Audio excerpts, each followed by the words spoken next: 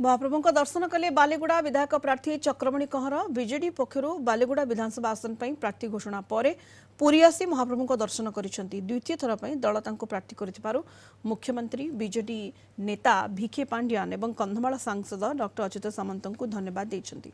पुरी गस्त समय सांसदों प्रतिनिधि समेत दलीय कर्मी और शुभेच्छु उपस्थित रही। मुख्यमंत्री लोक कल्याण योजना एवं विभिन्न उन्नतिमूलक कार्य को नहीं लोकों निकटतर हेबे बोली से कहते। माननीय मुख्यमंत्री नवीन पट्टनायक मु कृतज्ञता जनाऊँगी।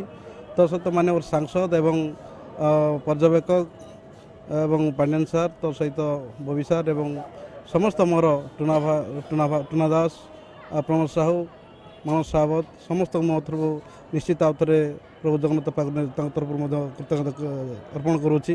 जेहेतु समस्त सहयोग मोर जो भाई मैंने भी लबी करते निश्चित मुझे कृतज्ञता जनइबी।